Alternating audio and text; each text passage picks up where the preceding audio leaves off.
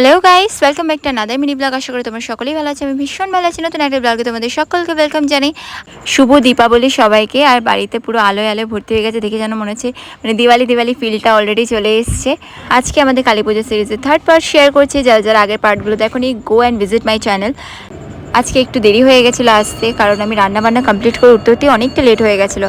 তো এসে দেখি মায়ের এখানে জোগাড়জাটি অলরেডি হয়ে গেছে। আর এখানটায় আমি, শুক্লা, সৌমিতা, বর্ষা সবাই এসে গেছি। শুভ দীপাবলির প্রীতি ও শুভেচ্ছা।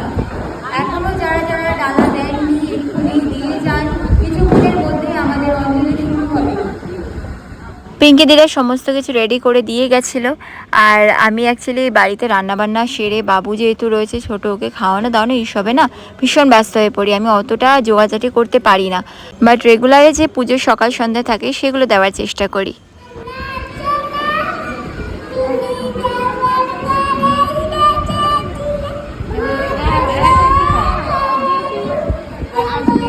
কালকে জেরি কি সুন্দর সুন্দর গান গাইছিল। আর এখানটায় আমার বাবু দেখুন, সব মেয়েদের মধ্যে একা ছেলে হয়ে পড়েছে ও। আর এখানটায় ওরা মেলা মেলা খেলছে। তারপরে তো মাকে ভোগ নিবেদন করা হলো। আর আমরা এখানটায় অনেক মানে রাত্রিবেলা প্রায় 3:30 এরকম অবধি আমরা বসেছিলাম, ভীষণ গল্প আড্ডা মেরেছি। আর এই কদিন যেন আমাদের মনে একটা উৎফুল্ল কাজ করে। মাঝে আমি বাড়িতে গেছিলাম, বাড়িতে গিয়ে বাবুকে খাইয়ে দিয়ে ঘুম পাড়িয়ে দিয়ে এসেছি। আমি নিজে খেলাম, এসে এখানটায় ভোগ বিতরণ করার সময় যত যা কাজ থাকে টুকটাক কাজ আমরা মিটিয়ে নিয়ে তারপরে আমরা খেলতে বসেছিলাম গেম। আমরা প্রতি বছরে গেম খেলি। তো তারপরে আমাকে বাড়ি ছাড়তে গেছিলো বর্ষা আর সৌমিতা। আজকের ব্লগটা এখানে এন্ড হচ্ছে। দেখা হচ্ছে অন্য কোনো ব্লগে। Stay tuned for next video. By.